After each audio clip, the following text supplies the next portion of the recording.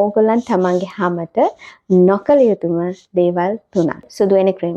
මේවල තියෙනවා මර්කරි, බ්ලීචිං, ස්ටීරොයිඩ්. ගාන මුල් කාලේ ලස්සනට සුදු වෙලා එනවා. ඊට පස්සේ ටික කාලයක් යද්දී එහෙම නැත්නම් ගානක නවත්තන්න හදද්දී එන ඇක්නි જાතිය ෆංගල් ඇක්නි එක කම්බයින් වෙලා එන්නේ. ඒක හරි අමාරුයි හොඳ කරන්න. සමහර මාස ගානක් අවුරුද්දක් විතර කාලයක් යනවා ස්කින් එක රිකවර් කරන්න. එපා.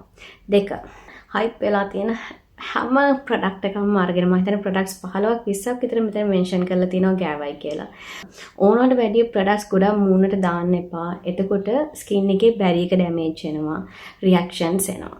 විශේෂයෙන් බ්ලීචින් ක්‍රීම් එකක් ගාලා හරි එහෙම නැත්නම් ඇක්ටිව් ෆ්ලෙයර් එකක ඉන්න කෙනෙක් නම් අලුත් ප්‍රොඩක්ට්ස් පාවිච්චි කරන්නම එපා. සිම්පල් රුටීන් එකක් කරගෙන යන්න. ඕගොල්ලන්ගේ ඇක්නි හිස්ටරි එක chat GPT එකට දාලා මෙඩිකල් ඇඩ්වයිසස් ගන්න එපා, ඇන්ටිබයොටික්ස් අරගන්න එපා. ඕරල් මෙඩිකේෂන් ගන්න විදිහක් තියෙනවා, ගන්න જાති තියෙනවා, ගන්න කාලයක් තියෙනවා. ඉතින් ඒවා මුකුත් නොදැන chat GPT එකෙන් ඕගොල්ලන්ගේ හැමට ට්‍රීට්මන්ට්ස් කරන්න එපා.